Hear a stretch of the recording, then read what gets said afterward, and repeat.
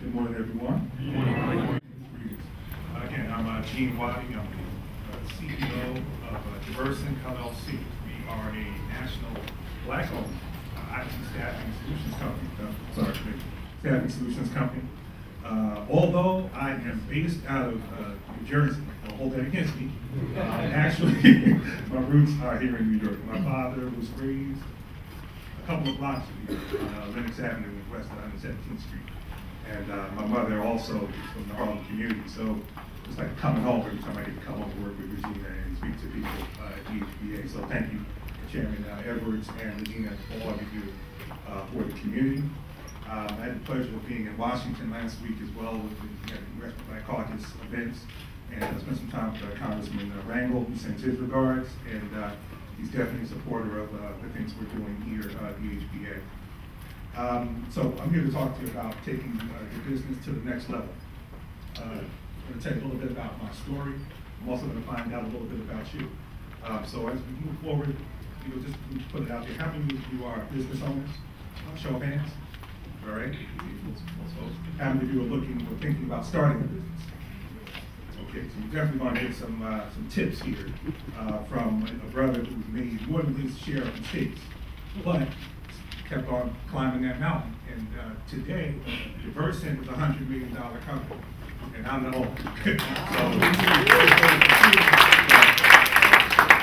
with confidence and faith and hard work, you can just about anything. Nobody can stop you except you. We're going to talk about like 10 quick tips I want to give you that I learned the hard way that you can utilize to grow your business, and also be a force for good in the community. Because it's not all about just taking all the money and stuff in your pocket and then moving to the Hamptons. That's not we're better than that. So one of the mantras we have at DIVERSANT is to lift as you climb. That means as we go up the ladder, I'm trying to throw a net behind me and scoop up as many people and bring them up there with me, because it's needed. It is needed. I am tired, and I'm really tired, of being the only black face at the table when we're talking to Bank of America, Goldman Sachs, J.P. Morgan Chase, all the names you know, all those banks that got bailed out, that's your money that bailed them out. So you would think that there'd be a great emphasis on giving back and opening up some of those contract opportunities that Brother Thompson spoke about to members of our community. And we're going to continue to work on that, because that is also important. So I'm just going to kind of go through a little bit, just quickly, my story. I've been in IT solutions about 17 years. Worked for large multinational companies. I was just a small fish in a big pond. But there's a plan out here for all of us. We don't always know what that plan is, but it's out there. It's already been written. You may not know it, but it has. And I was sailing along in my career, mid-management, like my father always told me, just work that job, boy, and just work it until they throw you out. Don't leave, don't move. They got good benefits, stay on that job. But that was his generation, right? But there's a certain thing in life called divine inspiration. And I got downsized in 2005, and I was hurt. I was like, wait a minute, I'm an up-and-coming executive. I could be downsized. But that was the best thing that ever happened. I got downsized, and I was forced to think for myself, and think about what I could do for me and my children. I got bit, what I like to call a why not bug. The why not bug is when you see something, you see like someone on TV that's got a house and a car, and they're sending their kids to top schools and all these things, and you start to say, why not? Why not? Why can't we not meet? Why can't we have it? Right? But before you can have that, you got to have the right mindset. The first thing you got to do, my number one point, is to conquer fear. What keeps us down, in some cases, keeps us from going where we should be, is fear. It's the fear of failure. It's the fear of the embarrassment that might come with that failure. There may be people, and I know y'all know folks like this. You started your business, instead of them saying, go ahead, you can do it, they said, shoot, they don't let you start your business. No, that's not for you. No, ain't nobody gonna loan you no money. We all know people like that, right? In our families, in our churches, folks you around the corner hanging out with people you grew up with. the first thing you gotta do is conquer fear. Envision what you want your life to be. And that could be anything. You wanna be a missionary, travel the world. You wanna open up a business right here on 125th Street. You gotta envision it first. You gotta believe it before you do it. That's the first thing. The second thing is, surround yourself with positive, like-minded people. Surround yourself with people that are doing what you're doing, or what you would like to do. Successful people. That doesn't mean that they're necessarily rich. Doesn't mean that. But they're able to offer you some encouragement or mentorship that can show you the way and help you avoid some of the pitfalls of when you start your business. So that's the first thing. Fear, mentorship. Those are two very important pieces of that. But the third one is competency. You want to go into business, you have to know how to do something that somebody's willing to pay you for. And I know that sounds simple, but there are many people out there say, I want to go into business. What do you want to do? I'm going into business. That's not the right answer. Right? You got to pick what you do well, and then become better than well. Become really, really good at it. Because then folks will do what? Pay you for your services. I only know how to do one thing well, and that's IT staff. And that's it. It ain't the sexiest thing in the world, but I built it up to a $100 million enterprise. Right? If what you do well is landscaping, be the best landscaper out. And don't let anybody tell you that there's no such thing as good work. Right? There are people that clean uniforms for a living. $1 billion company. Pick what it is you do well, stick to it, build your competency, right? And number 4 is network. Network, network, and network some more. If you're a business owner and you sitting home at the kitchen table 5 nights a week, that ain't gonna get it done. That's not gonna get it done. You can survive doing the 9-to-5 thing, but you get rich after 6 o'clock. That's where the networking takes place. Whether that's at, could be on the local political clubhouse, it could be whatever, but you gotta get out there and find out where those business opportunities are. That Brother Thompson spoke about. We're gonna get into that certifications in a minute, because I have some issues with the whole certification boondoggle, and I will call it that. But we'll get to that in a second. So networking. I've already networked with some brothers out here and sisters, and I'm gonna do more of that until they turn the lights out, because I believe that's important. That's how you get your best ideas. Maybe some brothers are talking about some opportunities and what we do, and that's a person that's got some experience. We're gonna talk more. And maybe I might be somewhere in a business meeting and somebody might say, we need somebody that does A, B, C, and maybe I do that. But I don't do B and C. Hopefully, I'll remember it. And I'll call and say, listen, we heard about this opportunity. Let's go into this meeting together. I know the person that owns that contract. Maybe I can introduce you. That's how the blessings come back to you. When you do things like that, and I know I said blessing, hope I didn't offend anybody, but that's how it comes back to you. And I believe this. I really do. That's how it comes back. Thinking about other people. In our community for too long, we don't know how to partner. I almost think we've been conditioned to not partner with one another. And I've seen it. We got a multi-million-dollar contract. One guy got the relationship, but he don't want nobody else in it, because God forbid somebody get 5 cents more on the deal than he did. Well, that's not a good deal. And we end up with what? Nothing. Nothing. Look at the other communities. They network deep. 5, 6 levels deep. Go to the federal level and see some network and see some partner. They got so many folks on those big multi-billion-dollar contracts, it would make your head spin. If you go down to Washington, D.C., and you see Northrop Grumman and Bechtel, this Accenture, they got teams of lobbyists that don't do anything all day but move their interests forward, and they build these big consortiums. Right? Now, more often than not, we're not part of the consortium, but some of that is our own, because we have talked ourselves out of it. Before anybody even told us no, we told ourselves no, so we're just not going to move forward. Right? part of that positive mindset. But there's a lot of work to be done, right? You want to be sincere and strong entrepreneur. You have to decide what kind you want to be, because there's more than one type of entrepreneur, right? The first type is a lifestyle business entrepreneur. Lifestyle business entrepreneur basically wants to make enough money, pay the mortgage, put the kids in school.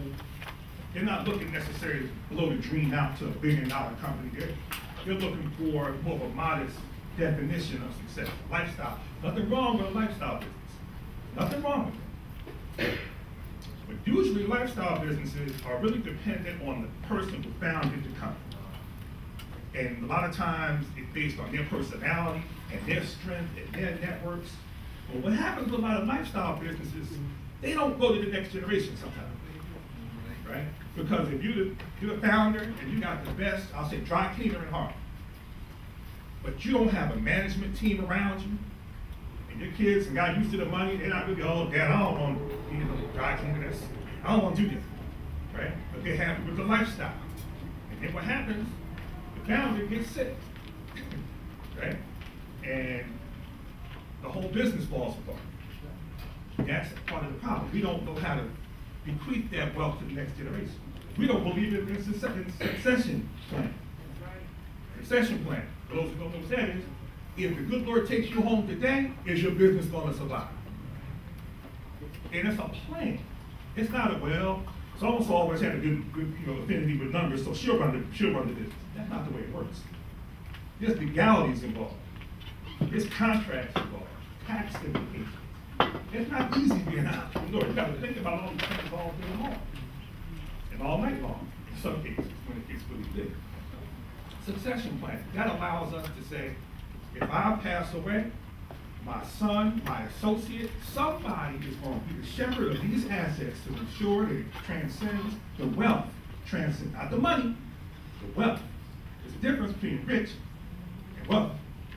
Wealthy people get paid regardless of what happens in the account, because they have what they call assets, you see, that appreciate and they live off of the cash flow of those assets, whether it's precious metals, real estate, those types of things. That's wealthy. Rich is somebody that's got a lot of money in the bank, but that's it, they can go get it, and that's wonderful, but it's not working for them. So there is a difference.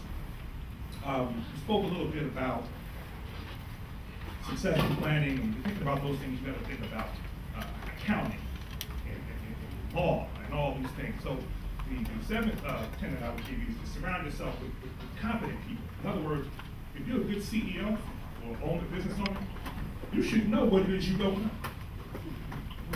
Gone are the days when you had to figure it all out. Those days are long gone. You can do that if you had a small candy store uptown. That was just you, that was your thing.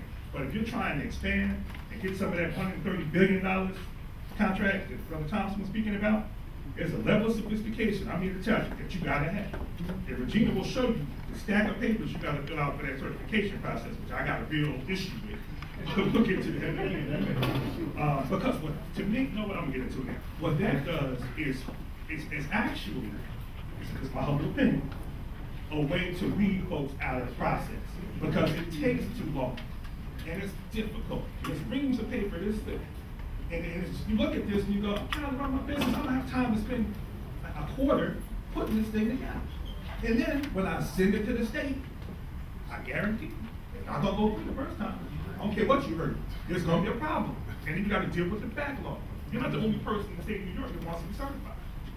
So that's another process. And meanwhile, you get a little discouraged, and then you kind of, the dream may falter a little bit. Now, I don't think that's deliberate. I don't want to say it's a conspiracy theory, but it's a reality.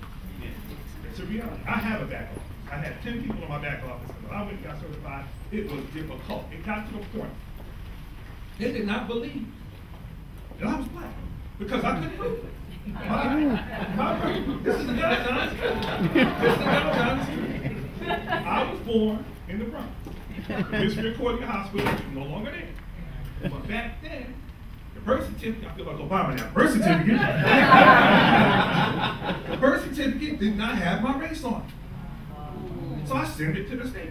They're like, well, it doesn't prove that you're black. So I said, well, I said, let me, I had my, I scanned my driver's license. Sent it to them. Too dark. They couldn't tell. They couldn't, because I'm a dark-skinned brother, but they couldn't see my facial features. It just went on. And I said, listen, I will drive to the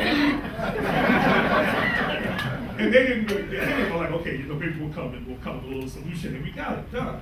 But this is just an example. If you're easily discovered, these are the kind of things that'll make you crazy.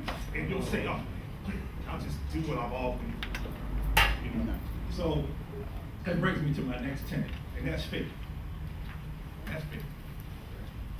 So once again, disclaimer, I don't offend anybody by talking about faith, but I'm a tenet. Entrepreneurship is hard. Working for yourself is hard because if you're not successful, you can starve to death. Right? People are dependent on you for that paycheck. The community is dependent on you. People are looking up to y'all. So I want to do that. As opposed to this negativity over here. But that's a big burden to carry. That's a tough burden to carry. When I started my business, 2005, I had every dime I had on the line. Credit cards maxed out, and I think Citigroup called me every day. I owed them some money. I got my little capital together, had my little severance pay and whatever. And we talked about believing in yourself and going out there. It takes a lot to take every dime you got and put it on the table and say, I'm gonna start a business. And you get tested. So when I got out there in 2005, the recession hadn't hit me, right? So things are moving along. My wife was looking at me kind of sideways, like, you sure you want to do this? Because it wasn't, I didn't have the 7 Series then. I had an old used piece of car that I had for a long time. But so it was great now, but it wasn't always there. So when that recession hit, we were running, I started our first year, maybe $300,000 total revenue. I'm thinking, maybe I made a mistake, but I stayed with it. Second year, with 100, 1.2, and then 3.3, and it started to grow. Got it up to about 5 million, and then we did a merger with another company, and so this thing is starting to roll. But then the recession hit. And a lot of my clients are banks, insurance companies, and all that, so when they stopped spending, it was a hard stop. And that's when faith came in, because at that point, it wasn't so much money anymore to be an entrepreneur. I had to do some drastic things that kept me awake at night. I was so worried. I was worried sick. I had to lay off people who I love. My employees are part of my family. I trust them. And I had to lay some people off with kids, sick kids. Broke my heart. Right? 10% pay cut across the board, including myself, everybody, to survive and to fight another day. But late at night, 2 o'clock in the morning, and all your entrepreneurs have been here, when you get up and you take one step out of that bed, you can't go back to sleep. Because you'll work. You got all these things running around in your head. Right? So then you ask yourself, why am I doing this to myself? Why didn't I just stay with so-and-so and continue working in corporate America? But it's my faith that kept me going. That's all I had. I couldn't even talk to my wife about it. She was so mad, I didn't think she was going to talk to me ever again. Because it looked like a bad move. But I'm serious about it. When the rough seas hit, you gotta have something to call. And that, whatever that higher power might be, you don't have to get that specific. But you gotta believe in something bigger than yourself. Because if not, when it gets really, really, really thick, you might just fold up. So I stuck with it. 10 million, 20, now we're up to $100,000. $100 million. $100 million. Now my phone is ringing, and the press wants to talk to me, and I'm meeting with Congressman Rangel and Maxine Waters and all that, and life is great. That's just wonderful. But the reason I'm here today is to come back and do some more of that lifting I talked y'all about. The lift as you climb, right? Because I know, and I believe this to my heart, if I could do this, anybody can do it. I'm the first person in my family to go to college. Period. My father was a window cleaner in Harlem. My mother was like a seamstress. Walked these same streets that I'm walking on today, and I was very proud of it. Right? So I'm here on their behalf to say that it's possible if you believe in it and you're willing to work hard at it, build up that confidence. have faith, and take care of yourself. Because stress is a killer, especially in our community. This is important. Take care of your health. Talk about succession planning. I actually know brothers and sisters that in the 40s and early 50s dropped dead, pushing that business, working for that next dollar, not getting enough sleep, drinking too much coffee, right? Running around because they're crazy with just trying to get that success. They want it so bad. But you got to take care of yourself. Because if you're not here, game over. And all the people that were looking up to you, you're gone now. You know, that's important. You know, get to the now at this level of the game, I have to go every year to get called executive exam, top to bottom. They have this thing called key man insurance. Where if I drop dead, my partners get paid. That's how you know you're getting you start to climb a little bit. You know, you start wondering, you know, somebody wishing for me to die. But these are all just little tidbits. You know, getting yourself a mentor is also important. Mentorship is important. I have 11 older brothers that when they came through, they couldn't go to the bank. They had to get money from people they knew in the neighborhood. Sometimes that source wasn't always the best. My old wife, her father had a string of bars in Newark in the 70s and 80s. And he had to do it the way he knew how to do it. He didn't go to business school. He had to do it cash business. It was all about him, based on who he knew and his position in the community, and it was great. But it didn't translate over to the next generation. So entrepreneurship, as it was defined back in those days, is a little different now. There are certain doors that have been open to us just because we were born at this particular time. But that does not mean that all doors are open to you. But that would be a lie if I sort of told you. At a $100 million company, I still face discrimination. I have 600 consultants working for me all around the country. And a lot of them are from other countries. From India, China, and I still get the look. Who here know what the look is? You know what the look is? You know what the look is? These are cats who can barely speak English. They go, "You really the CEO?" No, I'm not the CEO. I'm just showing up just because I want to pretend to be the CEO. Like, no, I'm the owner. Get used to it. Look at your check. I'm gonna sign my name next to it and see if they match. That's the look, but that's something that you would never think that would be something you have to deal with. But you do. How about this one? You don't look like the CEO. Really? But and sometimes these people are not necessarily stone cold racists. They just don't know. And honest to God, they don't see anything wrong with that. You know? I mean, so these are the types of things that will make an entrepreneur feel like this is just not gonna work out. I gotta do something else. But I don't want to run long on my time, y'all. But you know, this is my second and third opportunity to speak with the HBA. Last time I was sitting over there with Sylvia's. I think some of you might have been at that.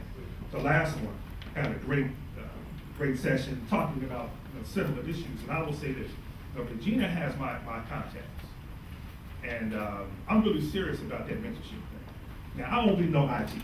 That's all I know. But the basic tenets of business are pretty much the same, regardless of the area of expertise. So what I'd like to offer is, you go on our website, which is www.diversant, that's DIVERSANT.com. And my information is on there. I've got business cards. Regina also has my contact information. And if she knows it, then I'll tell them the truth. If you call me, I will call you back. And we're going to talk. For those of you that are thinking about doing it, I'm going to tell you like it is. People ask me all the time, and this is true, if you had to do it all over again, would you? You know what the answer is? No. And I know that's not what you expect. But listen to the logic. The reason is no, because I had no idea how hard this was going to be. I had no idea. I have 2 young children, which I don't see. I have a lovely wife, my college sweetheart, which I see on weekends, if I'm lucky. I'm traveling, I'm up at 3 o'clock in the morning, it's at 6 o'clock plane to somewhere. So, dead of winter, so when the CIO of Wells Fargo calls you and says, you want to get this contract, you better get your butt here tomorrow at 6. You get there. You know what? Recital, I miss it. Breaks my heart. It hurts me. But I tell you, it's worth it though. Because then when you can do things like this, and money starts coming, and people looking up to you, and you're actually doing good, it's worth it. It's worth it. So don't give up. Don't let anybody, don't let your family members, don't let your friends who are doing the same thing today, if they were doing 25 years ago, stop. Don't let them stop. Listen to people who are successful. Emulate them. Your cousin, whoever, so-and-so, they ain't done nothing in 30 years, don't listen to them. Because there's a reason why they are where they are today. And trust them, but they wait on us. They will call you for a loan. When you got it rolling, and you got yourself together, and your suit is looking good, and you got your car tight, and everything is, you're traveling with your sweetheart or whatever, they will call you. Right? And it's not that you won't help people, because you want to do that. That's important. You got to pay that forward. You do have to help, whether it's your family, community members. You have to do that, because you're not in this alone. But be prepared. There's going to be plenty of people. I told you, it'll never happen. Never. They don't loan money to us. That's not true, actually. What I had to figure out, talk about that fear thing early on, is that when you talk about finance, capital, access to capital, banks and investors make money by doing what? Loaning new money. They want to do it. Now, are there hoops you got to jump through? Absolutely. Are our hoops a little bit different in some cases? Yes. Yes. But I'm here to tell you, I've seen it. I have a good friend of mine, Harold Mills, a good brother, who owns a company called Zero Chaos. Zero Chaos was $1 billion, almost $1 billion payroll company. And this is one of my mentors. He told me that. He said, look, we have to get out of that mindset of the bank is the end. Because the way a lot of us were raised, the bank was the end. The bank called you, and you didn't feel like being called. You didn't want to hear it. You didn't want to get a call from the bank. But you know what, y'all? Relationships, talk about relationships. That's how banking is done. I have business partners of mine that got credit so bad, you wouldn't believe, but they got a good business plan and an idea and relationships with somebody in that bank that can do this. It ain't nothing but a click of a button on the computer screen. Somebody makes that decision. The computers weigh the pros and the cons. But there's somebody in that bank that can make that decision for you. Maybe you don't belong in a traditional bank. Maybe you should go to a funding company, private funding company. These are things that we need to talk about in our community. These are avenues that for a long time, we just thought, I thought it too. We just walked up into the bank and said, this is it, I want a loan. And they look at you and they turn you down and then you're mad because you don't understand. There's a process. There's a process, but it happens every day. How do you think somebody like Donald Trump, who was born rich, bankrupt more times than you can write a book about it. Right? But that would happen with us. Why? Because we're afraid. I don't want, if my business fails, I won't be embarrassed. And I go to church on Sunday, someone's supposed to be talking about me, saying, I knew it. I told them, shouldn't have left the post office. I shouldn't have said post office. I feel comfortable with my people and I talk the way I want to. When I'm at board meetings, it takes what it takes. I can't talk this. Right? So it's cathartic. It makes me feel good to be with my folks and talking about what's really going on. I don't want to go too long because I apologize. I'm probably a little bit over. But I want to share the good news. That's all. I want to share the good news. You know, I was down at that Congressional Black Caucus. My president, I said my president. My president. Man, what a sensation. You know? And Michelle was with him. Yes. Oh yeah, on the stage, tall, regal system. And I said, man, president. And I'm in DC, and I feel like I belong here. This is my DC. This is my capital. I've never felt that way before. You know, I've never felt that way before. So while he was talking, and he said, well, those of you out there that are discouraged and upset, I'm discouraged and upset too. I know I made a lot of promises. He said, well, I did not promise you, and this is germane to what we're talking about, I did not promise you easy. I didn't promise you easy. Don't say I did, because I didn't. Anything worth getting, y'all, it's hard. Yeah. It's hard. Being an entrepreneur was easy. This room will be overflowing. Right? 8 o'clock, what, 8:30 in the morning on Monday? Huh? And y'all on time, ready to get it going. That's the right stuff. That's how it gets done. Because your competitor, who's like, you know, I was watching the game last night. I can't gonna make that. 8:30, that's what you want. That's exactly the kind of competition you want. Yep, snowing too hard, can't make it. Good. Good. Because I'll get that contract. These are just little tidbits. Just little tidbits that I've learned in 17 years as a professional and 7 years as a business owner. And I got a lot more. But I'll be here all day if I didn't shut up at some point. But I've enjoyed it though. I've enjoyed it. And please get on that website. I'm gonna get out every card I got. And on that card is my cell number. There's a reason my cell number is call.